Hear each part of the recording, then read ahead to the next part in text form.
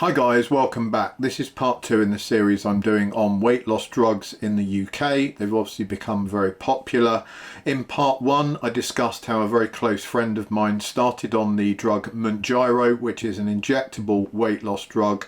You've probably seen it in the media, Wegovy, various other brand names that are available. Mounjaro is probably the more expensive of the options and is also touted as being the most effective, so that's the reason she picked that specific option. It is supposed to have less side effects than the others if you look at the feedback and data that is being analysed, so it seemed like the best route to go down. Obviously you want the greatest effect, you want the least side effects, and there may be a financial consideration to some people as well. None of these options are particularly cheap. However, we are a lot cheaper in the UK than in some other countries. I know in the US they can pay like $1,000 a month for this kind of stuff. Currently she's paying about $150 a month for the Mounjaro option. So she started back in January on the lowest dose of 2.5 milligrams. The idea being that you work up month on month, because if you start at a very high dose you could have quite significant side effects and they would be maybe so unpleasant that you wouldn't be able to continue. It would completely ruin your journey and put you off, and you wouldn't lose any weight at all because you just wouldn't want to do it. So she already mentioned in the first video that the side effects she was having was feeling generally queasy, feeling quite tired, and this was coming on pretty much as soon as she had taken the injection of the 2.5 milligrams.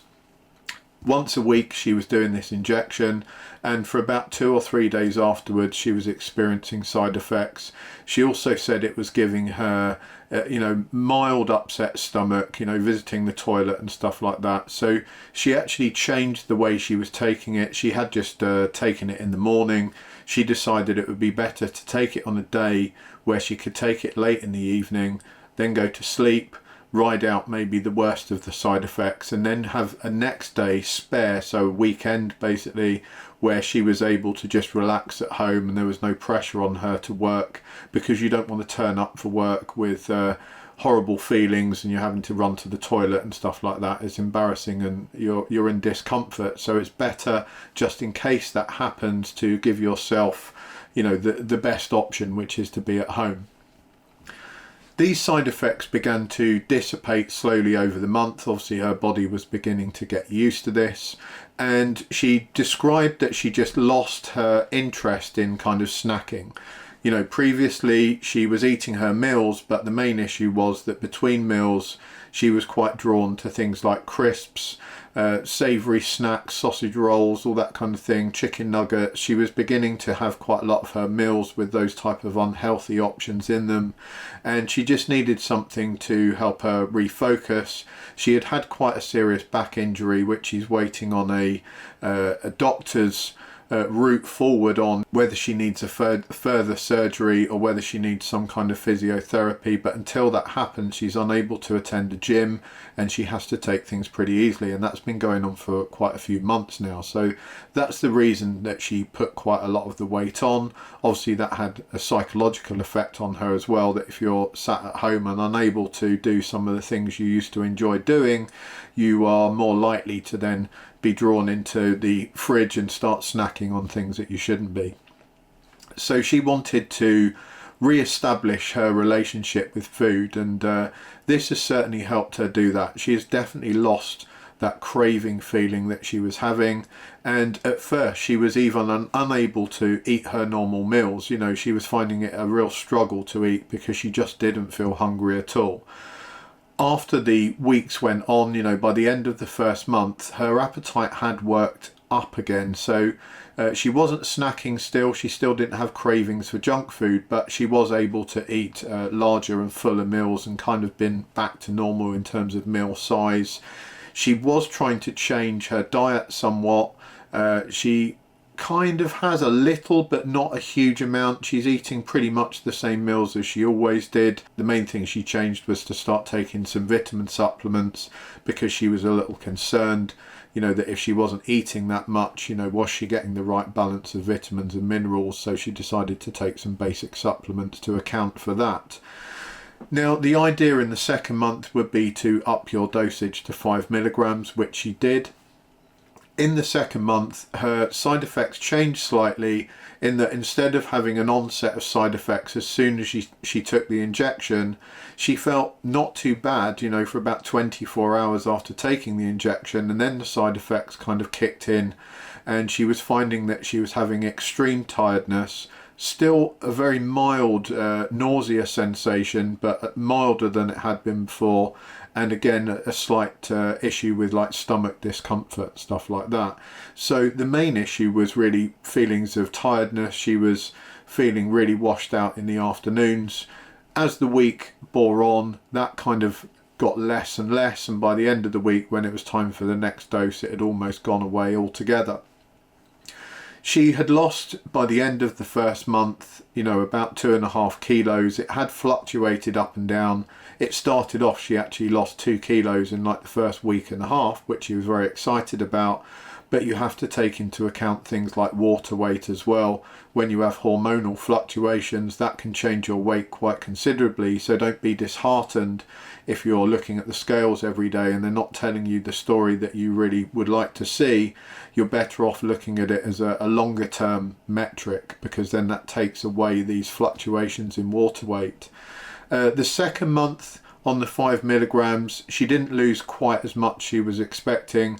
She probably lost about 1 kilo there, and she decided to continue with the same dose in the third month at 5 milligrams because she was a bit wary at this point of the side effects getting worse. So she thought, I'm still losing weight slowly, you know, I'm getting a pretty good result, I'm not feeling too bad every day, so I will continue with the 5 milligrams instead of stepping up to the 7.5, which is what is recommended. By the end of the third month, she has now lost just over 5 kilos, so she's very pleased with that.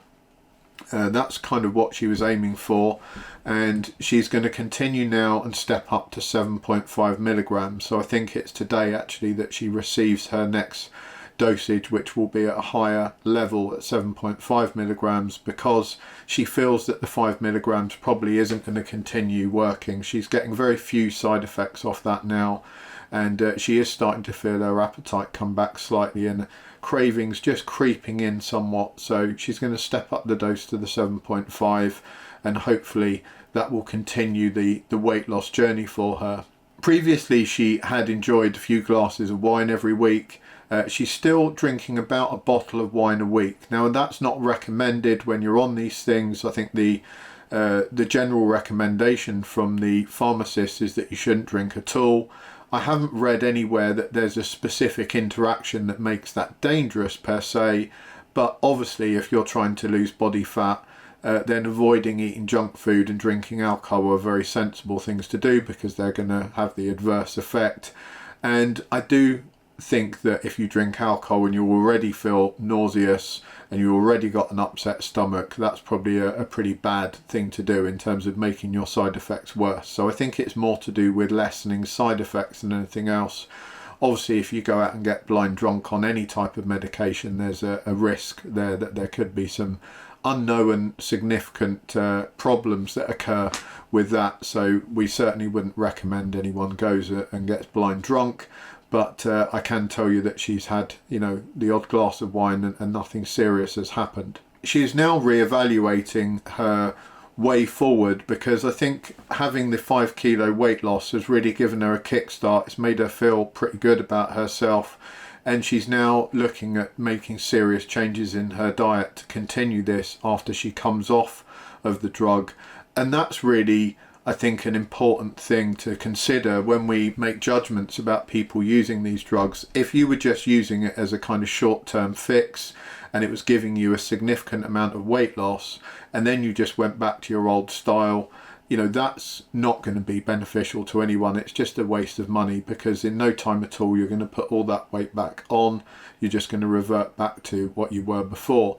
And it's a bit like going to the gym. You know, I see a lot of people that try and make a start at the gym in January. They have all the best of intentions, and a couple of months in they kind of lose the buzz. They're not that excited about it anymore, and they revert back to their old lifestyle, and they end up in maybe the same or worse shape as they were when they started out. The same could be said for going on a course of medication like this. Really, you have to use it as a kind of a leapfrog into a different lifestyle. If you're just looking at it purely from its ability to remove fat from you, then you're going to be disappointed when you have to come off it in the future, because it's not something you can take forever. It has side effects, as we mentioned, so you probably wouldn't want to take it forever, and more importantly, it's quite expensive. You know, she's paying about £150 a month from a pharmacist. I discussed in part 1 about how you go about getting this. I'll reiterate, it's very important to get it from a legitimate pharmacy. I helped her do quite a lot of research into where she should buy this. I'll put a link in the description below, so if you guys want to use the same pharmacy, we found it was a very good price compared to the others. It's obviously a legitimate and registered pharmacy in the UK. The process of actually registering and getting on board with this was fairly easy. She had to provide a picture from her mobile phone. She had to fulfill some basic height and weight measurements that she put in, and it should be noted, you can't just like demand this drug and they send it to you. You have to meet criteria. You know, you have to be at a certain stage on the BMI scale, so you have to be overweight to start with, and you have to prove that with a picture. They're not just going to send it to you because you fancy giving it a go. If you do click on that link, be aware that that will actually give her a discount off her next purchase, and it should give you a discount as well, so that's worth doing. And then when you actually get prescribed these drugs, you will get a link as well from that pharmacy which you can share with your friends and family, and that will give you a discount off of your medication as well. So it's pretty good all round if you're going to do that. One of the little tips that she's learnt was that actually when you use the month's supply, you kind of get a week's worth left in the vial. Now the injection process is basically like a pen. You turn this end piece, put the plunger in, and it gives you a kind of dosed amount into the body. It's a very, very small needle. For those that are frightened of needles, it doesn't hurt at all. It's very, very small indeed. It's not an oil-based solution, it's like a water-based solution, so it can go through a very small aperture. She doesn't like needles at all, and she didn't have any problems with it. She was able to inject herself. I did the first one for her, but after that she's done all her own injections, and there is always an amount left at the end, you know, at the end of the month. And if you look in the end, you think, well, that's kind of a waste. So we actually found out that you could buy some needles online, you know, like insulin needles, very cheaply, and you can draw out to that. You can just insert the needle through the rubber, draw out the rest of the liquid, which equates to about a week's dosage, and then you can utilize that as well, so you're not losing out. So you kind of get 5 weeks for the price of 4. Obviously that's not something that's recommended by these companies. They want to just you throw that in the bin and, you know, you pay the maximum amount of money. I think that's obviously there just as a buffer in case you accidentally push some out and make a mess, and you've lost some of the medication, so they've got a kind of buffer amount in there. But if you do it carefully each week, then you will find that at the end of the month you've got this almost an extra dose. I think it worked about 0.8. You would normally have like a meal, and it was about 0.8's worth, so it was definitely worth saving considering the price of this stuff. Price, as I mentioned, is about £150. As you step up in dosage, the prices do escalate, so be aware of that. That was another reason that she chose to stick at 5 milligrams. She wanted to see if she could get, you know, still get results at a reasonable price. I'm not sure how much the 7.5 costs. It's not a huge amount more, but each step up does definitely attribute a financial cost to it. Thanks a lot for watching. Like I said, we've had a 5 kilo weight loss, so we'll let you know what happens when she steps up to the 7.5. Do we continue to see good weight loss results? She's feeling really good about herself. She's had lots of compliments from friends and family, so that's good. You know, as I said, you should shy away from the scales and probably rely more on what other people see. Have a look in the mirror, see how your clothes fit you. That's going to give a better idea. So check out the description for that link, and put any comments you've got down below. If you have any questions, I can either refer questions to her about how she feels, whatever that is. If they're technical questions, I can probably help with those because I've done a fair amount of reading on her behalf. I'm very interested in this just from the health perspective. It's not something I need or would consider for myself. I'm quite happy to go to the gym, but I'm able to go to the gym. I don't have a serious spinal injury, so maybe if things were different for me, I would personally consider it as well.